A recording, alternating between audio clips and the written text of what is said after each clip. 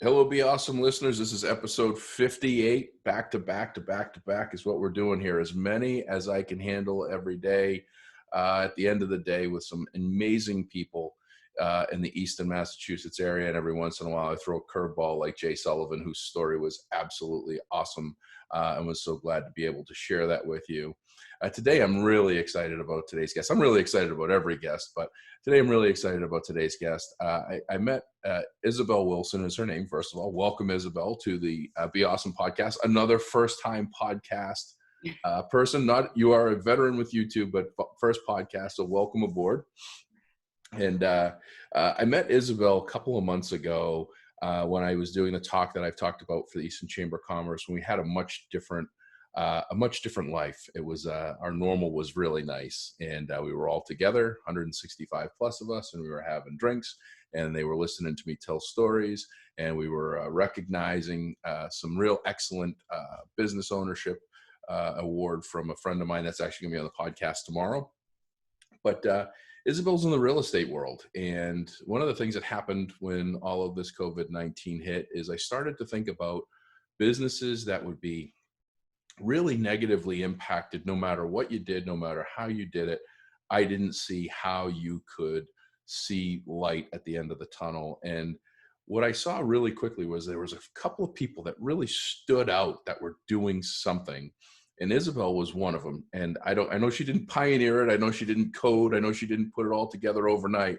But one of the things that I saw that was really cool was on her Facebook page, is she was doing these 3D virtual tours that literally I felt like I was in the home. And I could tell that she was doing things to make sure to put people's mind at ease, to make home selling and home buying, even in this unprecedented time of social distancing, as comfortable and as close as possible to interaction. So welcome to the podcast, Isobel. That's a little bit about why I wanted to have you here, and I appreciate you coming. Tell us a little bit about yourself. How long you've been in Easton? Where do you work, and what do you do, and why do you love it so much? Well, thank you, Josh, for inviting me. My family and I relocated to Easton in 2009 from Reebok. It was a Reebok relocation. So during that process, we didn't have great experience with the realtors that we met. And coming from a professional sales background, I kind of took the attitude of, well, I could do this better myself, and decided that's what I was going to do. So I got my real estate license in 2010 and joined Keller Williams in 2011. And it's just been a crazy ride from there. My rationale at the time, obviously 2010 was a difficult market. We were just coming out of the last recession. My rationale was, if I can do it in a down market, then when things are good, things will be really good. And they have been. So we've relocated several times in our 29 years of marriage. And 28 actually. Yeah. So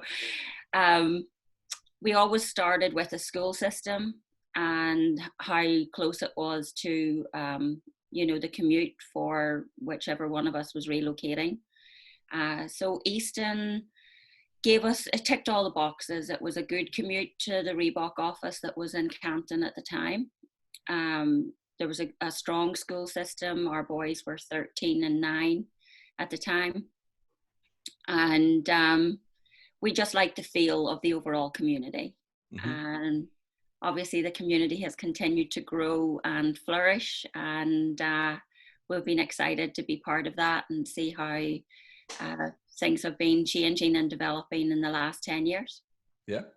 And you make a great point there. And I do a talk on the importance of education, because I speak to a lot of education associations, and I talk about when people search for homes, the first thing that they look for when you do a search in real estate, just about any search in real estate, one of the first things you'll find are ratings of the school district and the value of the education. That is definitely a selling point that helps you to, and I'm not a real estate expert, but would hopefully ensure, even if you don't have kids, the opportunity that you're making a wise investment that will hopefully appreciate over time because of the community first of the education. And I know you're sitting there wondering why I have a picture of the Richardson, the Oaks Ames, not the Richardson, the Oaks Ames Memorial Hall picture behind me. And I will tell you why. Is I was doing some homework on you. I do homework on everybody before they come on, especially people that I just kind of know, and I've just gotten to know you a little bit over the last couple months. So I do some homework. I do some snooping, as Candy Kalp talks about her FBI snooping ways. And so I was doing some searches. Now, I did some searches on some other agents in the area, and there's lots of them with their professional headshots and all of their listings and all of the things that they put on when you do a search for their name. You have some of those. So when I search for your name and then put real estate, the first couple are pictures of you. And then the first picture that is not of you is the Easton Children's Museum. And then somewhere around the fourth picture is Oaks Ames Memorial Hall. And then there's another picture that looks like a park. And I just thought that was really incredible. First of all, Oaks Ames Memorial Hall, for those that aren't familiar with Easton, and I'm trying to educate our listeners outside of Easton of what Easton is. It is a magnificent community. Oaks Ames Memorial Hall was commissioned somewhere in the 1870s, I believe. And it was built, and it was designed architecturally by H.H. Richardson. And we have, I think, 6 or 7 buildings that were architected by him, one of the most renowned architects in the world. And we have some of the greatest buildings, in the park behind the library especially is just absolutely beautiful. They have concerts and get-togethers there. And it was a hidden gem they found 15, 20 years ago to expand the parking lot. But that was the one thing that I found incredibly fascinating with how you've taken your career. I'm in sales too. And sometimes most salespeople, I'll call them out, most salespeople focus on the box. They're focusing on the box that they're trying to sell. And most people, in my opinion, that I'm seeing with regard to real estate, focus on the box of the home that they're trying to sell. And doing my homework with you, you do all these videos of local restaurants, of the YMCA, of the Children's Museum, and you share these videos on your YouTube channel, which I'll put all of this on the podcast, for people to understand what life is like outside of that box that they're buying, that you're selling to them. Where did you come up with that? And it looks like it's a lot of fun. I mean, you get to have some really good drinks. I saw the Corfinio video just before this. I'm like, wow, that drink looks delicious. Why haven't I ever had that one? Yeah. But where did you come up with that, and how often are you doing it? And do you think do you see that really helps build the comfort of our community? I mean, you do a great job showcasing it. Well, thank you. They are great fun to do. I guess it sort of stems from, as I say, I've always sold something. I've been in lots of the big companies like the Coca-Cola company, Pfizer, Novartis, long-term professional sales.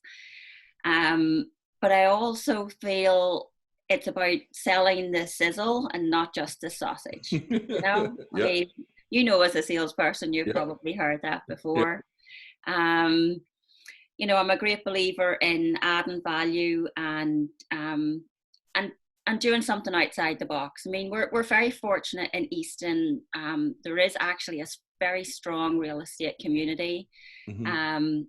We have cooperating brokers that actually cooperate with each other, which is fabulous. Mm-hmm. You don't always get that. But when you're moved and relocated, you have to basically almost reinvent yourself and find your position. Mm-hmm. And this was my way of finding my own position and my own market value for people. Mm-hmm. Without being choose me instead of that person, because mm-hmm. it was to give people a different trail and a reason to choose me, rather than I would never say anything negative about any of the competition anyway. Mm-hmm. So I just wanted to actually give my own value proposition and it to be completely different. A lot of real estate professionals build their database and their workload around friends, family, who they went to school with. Mm-hmm. soccer moms, all of that kind of stuff. And I didn't have that, so I needed to find a new way to build a database. Mm-hmm. And this was one of them. Mm-hmm. Well, I tell you what, you knocked it out of the park, and it's not meant to be an insult. When I was in sales, my biggest thing is to help people, and it's not necessarily in the software that I sold; it's in the impact that we provide, and then the value add outside of that. And that was kind of the focus point. The one thing that I took away from it is I felt like I was getting to know you a little bit more with each video that you did, even though you were just talking about it. Like the Festival of Trees video was fantastic, that's a very unique, that's a fairly unique event that I haven't seen. I travel the country, and I don't see events like that where we have, all these great organizations and people and company that decorate Christmas trees. And for a number of weeks, people can go see them and actually buy raffle tickets and enter a chance to win them, and the money goes to charity. I just think it's, those things are really cool. But I got to know you a little bit more watching the videos and actually learning more about the town that I was born in. There's things that I wasn't aware of, or there's restaurants that I haven't been to. And you get to cut to the front of the line at places like the Farmer's Daughter. It's like you got the inside line. So you weathered the recession. You found success. You're working hard. You're showing some uniqueness. You're showing an absolutely amazing level of personalization. And COVID-19 hits. Boom. Can't be social. You can do YouTube videos and things. What happened there? What were your thoughts? What action items did you take? And maybe talk a little bit about your virtual home buying program, or the virtual home buying experience. Well, it is something that's evolving every day. The key for me is to keep people safe and to work within, whatever my buyers and sellers are comfortable with. I did have a couple of sellers who decided to withdraw their properties temporarily. Mm-hmm. They still want to sell, but they didn't want to have people in their homes. And then other people who, for whatever reason, are on a time schedule and need to continue with their sale or their purchase. So it's really, obviously I take a lead from my people, and then I suggest what makes me comfortable and check that it makes them comfortable. Mm-hmm. On the, people have been, casually, tongue in cheek saying, well, if you can choose your spouse online, you can choose your house online. Oh, I like that. I never heard that. Yeah. Because with online dating, a lot of it can be quite similar. Mm-hmm. A lot of us, particularly that work in relocation, quite often, and we have been working with buyers from overseas, and they have been purchasing properties sight unseen. Mm-hmm. And in the past, we have been the people on the ground with FaceTime and, walking through the property, showing them as we go along. Mm-hmm. And it's really just formalizing that a little bit more. Mm-hmm. The 3D walkthroughs are, very high definition, excellent quality. I don't think they always, show the full potential of a property, because it is a little bit like when you, go shopping for your wedding dress, when you put it on, that it's the one. Mm-hmm.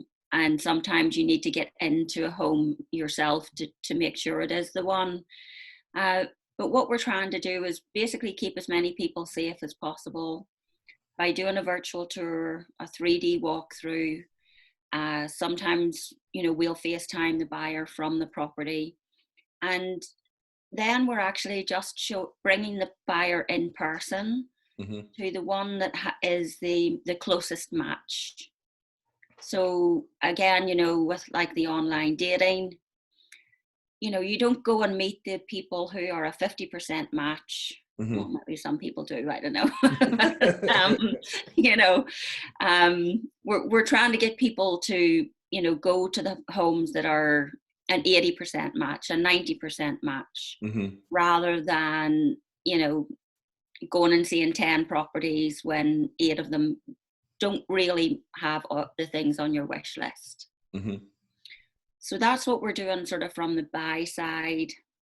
On the sell side, listing presentations and valuations are done via Zoom call. Mm-hmm. So so they're doing like a walkthrough, showing you everything, and you're in the comfort of your home or your office. Yes. Oh, that's cool. And on my website, there's quite a detailed questionnaire for buyers and for sellers. Mm-hmm. So I direct them to the website first, ask them to fill in the questionnaire, and then, there's questions on there like, what improvements have you made on your property and that type of thing. Mm-hmm. And then the seller does a quick walkthrough through FaceTime or Zoom. Mm-hmm. And when you sell a lot of real estate and you're in a lot of homes, you really have a good feel for the market and where the valuations should be. But quite often you do need to see a glimpse of the property to be able to make those adjustments. Mm-hmm. And, you have to take into account some people will say they put in a new kitchen. Mm-hmm. That new kitchen could be from IKEA, or Right. it could be custom built $100,000 kitchen. Right. So some of the things you need to see it just to tweak your pricing. And it's my job to counsel the seller, to coach Mm-hmm. them a little bit, and be realistic and honest. I mean, anytime I lose a listing opportunity, it's because the buyer or the seller didn't like my price. Mm-hmm. But I'll always be honest. I would rather turn them down than let them down. If they want $1 million and it's only worth $750, Mm-hmm. then I will be honest and I will tell them that.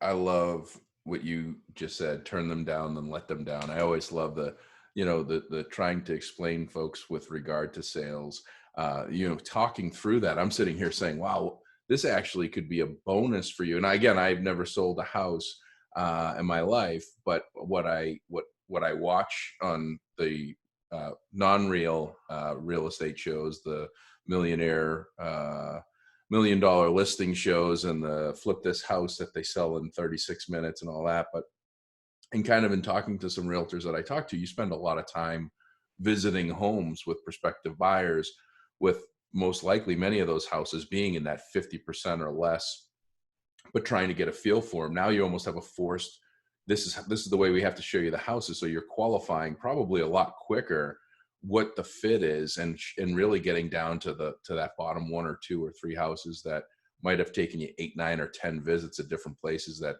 didn't make sense. So this could actually be a blessing for you long term as far as a way to do things, even after this is over. But yeah, those are great points. And so the next thing is you sell a house. I mean, I'm assuming you probably sold a house during this whole thing, or you've got a house going through a sale, or Yeah. a typical closing, you got to go to a lawyer's office or to a bank, or how's that all working? Is that still the same, or how does that? It's been fascinating. So, and you really wouldn't believe this, but last Tuesday we Mm-hmm. had a closing for a property in Easton, and the attorney's office is just on the Easton Brockton line. Mm-hmm. And he asked my clients to call him when they arrived in his parking lot. Mm-hmm. And he brought them out the package and watched them sign the paperwork through the car window. Oh, wow. So it's they had photocopied their driver's licenses. Yeah. And then he had the buyer come next and went to their car and got the paperwork signed. Wow. So, Drive up house closing. I love it. I yeah, love it. You it's know, hats off to the attorneys. They have they the banks in Massachusetts, the banks do require that it's hard signatures on the final yeah. paperwork. Uh, so some of the attorneys have set up desks outside, like sort of on their outside their offices. They've got hand sanitizer and gloves and all that Fre- kind of stuff. fresh pens for each side. Fresh pen. So yeah, they have been inventive and have been working really hard, to keep the transactions together. Yeah. I had 7 that should have closed in March. 3 closed. 2 were moved to April and they have closed. And then the other 2 are waiting on town hall to open so they can get permits. Oh, yeah. So Wow, I didn't even think about that. I actually, we can talk offline about that. I do another podcast for Dude Solutions, my day job, and we had a town manager in Washington State last week, and we're talking about getting permits when town hall is closed. It's tough unless you have an online portal or something that you can do. I didn't even think about that. Listening to this whole thing, what is amazing and what should be a takeaway is, and I don't want to say this and scare people, but if the new normal is exactly where we are today, your resiliency, along with the lawyers and the home buyers and home sellers, and I'm sure the inspectors and everyone else, has actually figured out a way that if nothing were to change from here on out, you could still do business as usual. You figured out business as usual in an unprecedented, very difficult time for everybody's life. And that is amazing. Because like I said, when I first started doing this daily podcast, I was trying to think of all the different industries in town that I could tap into that are showing resiliency and capability and everything else. And you were one of the top ones. Real estate was one of the top ones that I just put my hands up and I go, if I was in that industry, I have no idea what the first thing I would try to do is, because it's so client engaging and client facing that's just amazing, the things that you've done. Hats off, congratulations. And hopefully I'm sure all these sales are going to come in, all these closings will come in the next 30, 45 days. Everybody's going to be happy and they're going to be heading over to some of the places that you showcased on YouTube. yeah, well, hopefully, that I think the hardest thing for me is the client interaction. I mean, I base my business on referral. I love my clients; they become friends. Yep. And it's really hard for me not to hug someone, congratulations, when it's such a big deal. I mean, it's a privilege to be part of the process when it's the biggest purchase in a family's life, and it is a privilege, and I do miss not being able to hug them. Yeah. Well, good news. I have Be Awesome free hugs t-shirts being made. I have said, I've made multiple posts on LinkedIn over the last couple of weeks that said, I look forward to being able to have cold drinks and warm hugs with people. So I've got Jeff Bishop, who's going to be on next week, that does all my shirt making. We've got some exciting news, but I'm having a special free hugs t-shirt. So we'll make sure we get you one for when we get out of all of this stuff. Excellent. One more thing I want to talk about, because you and I are going to actually do a follow-up call. This is going to be my first back-to-back with the same person interaction. The town of Easton's got you for 4 more years, as near as I can tell. You're stuck with us because you took on a pretty big task for the town. From a business perspective, you are the newly appointed president of the Easton Chamber of Commerce. Yes. So first of all, congratulations. I didn't put a congratulations on your Facebook thread because I thought I would just get lost. I don't know who has more comments on a post, you or Tom Brady, because you just had an endless thread of people congratulating you, which is just proof positive of how much you mean to the town and the community and the businesses in the community. So we're going to be doing this this first after hours get together. We've got I think about 20 or 25 local businesses. I joined the Easton Chamber of Commerce this year. I had Karen Newman, who's on the East, is part of the Easton Chamber of Commerce last week, and most of these businesses are. Give a little plug for the Easton Chamber, what people can do, how they can join, and what in the world were you thinking to become? So, obviously, I'm honored to take on the role. It was discussed and decided before all of this happened.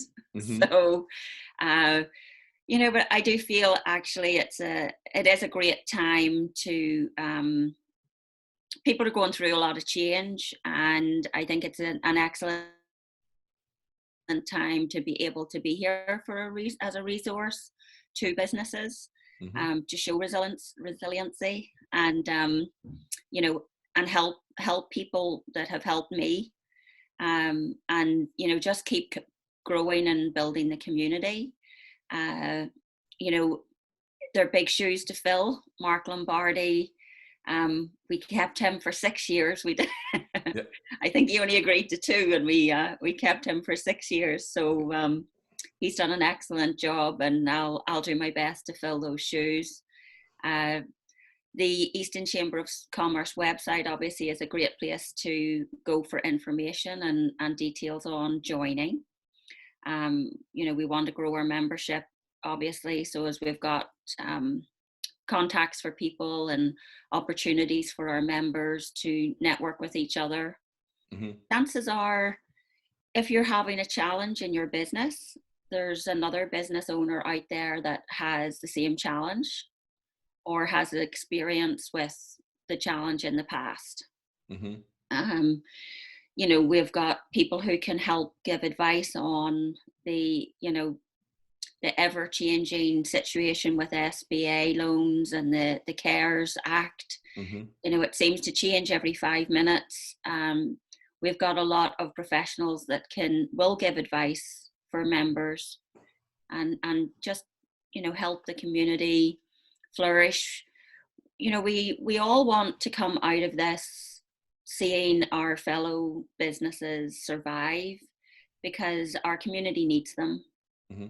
And we want to continue to grow Easton and to attract people to our town, to our community, not just for the school system, just being known for having great restaurants, great businesses, whether it be insurance, car dealerships, auto repairs, and all the businesses that we have that really make Easton a great community-based business center. We've got a business that actually has trained dogs that scares geese and ducks away from. Yeah, I mean, awesome. We've got some great. So I looked at the directory of the businesses, and I try to keep up with all. I've got a little bit more time on my hands apparently that I can just start researching and looking at these things. But no, before I joined the chamber, I wanted to see who it was, and I said, "What's this company? I've never heard of them." But that's what they do. They have the most amazing dogs, well-trained dogs, which I'd love to send mine over for some training, Mm-hmm. that chase geese and ducks off of properties and golf courses and sports fields, that's just kind of cool. So, it's like we focus a lot on just like the focal points of restaurants and things that are in front of us, car dealerships, but there's a whole magnitude of businesses. And I think that what attracted me to the chamber is there's such a diverse group of different businesses that all have the same challenges. They have solutions they want to provide, and they want to figure out how to get it out to the people that need it. And a rising tide floats all ships. So if we all work together and row together and not be competitive in such a point where we're counterproductive, we can all win. And the best part about it is Easton's got great people, as every community does, and showcasing that. So listen, I've become a huge fan over the last couple of weeks since you and I started talking about having you on the podcast. How do people get a hold of you? I'm going to put all your links on, but somebody wants to buy a house, sell a house, join Easton Chamber of Commerce, or know the best place that you love to go to eat or have a drink. How do they get a hold of you? Cell phone is always the best way.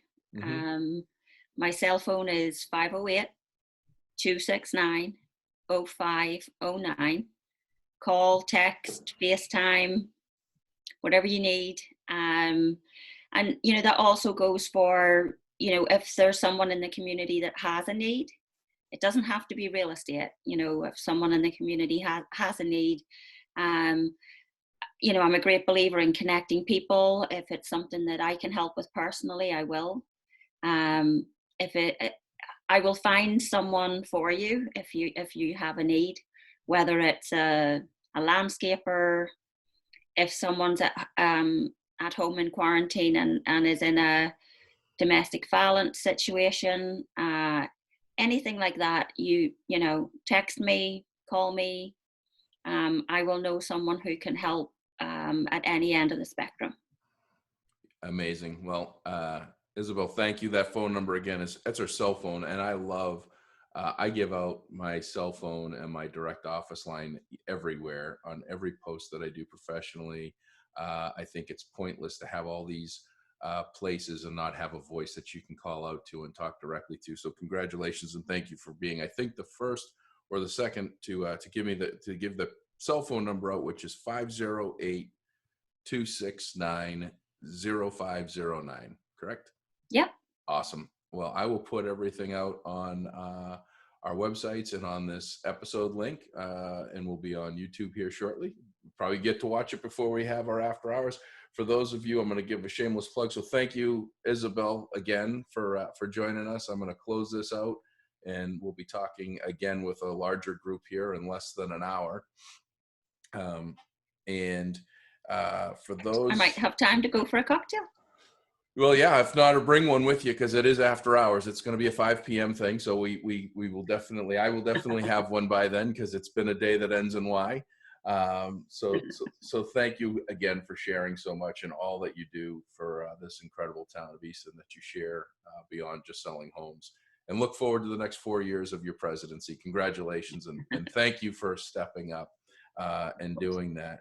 So that will do it for episode number 58 of the Be Awesome podcast. This is a great one. If you want to buy or sell a house, they're still doing it. People are still figuring out how to do the things that before COVID-19 quarantine, we were all together. We're still all together, just in different ways. And Isobel showed a number of ways that they're doing it in real estate. Really excited for some upcoming episodes as always. If you're a local resident, you don't even need to be a local resident. If you got a story to share, if you're doing something that is creative, inspirational, innovative, or you got the resiliency to just keep fostering through all this stuff. This does suck. There's no two ways about it. Don't ever think that I don't think that it does. This is a difficult time for all of us. We're just trying to figure out how to weather through it with some good news and some good vibes, make people happy. And hey, if we can promote some amazing folks that are doing great things, even if they don't have something for you now, they might be able to help you with something later. So as always, I'm always looking for likes, shares, subscribers, comments, questions, complaints, anything you got, bring it to me. I want to grow this, make it better. This is something that I'm really becoming more and more passionate with, I guess probably because I'm doing it just about every day. But if you do, I got a whole shipment of shirts. I actually got a handful of Be Awesome masks. So you do a rating and review, maybe you might find a Be Awesome mask in your package because you get a free shirt. Just send me an email, josh@beawesome, JOSH@BEAUSM.com. And in the meantime, if you can be anything, be awesome. Have a great day.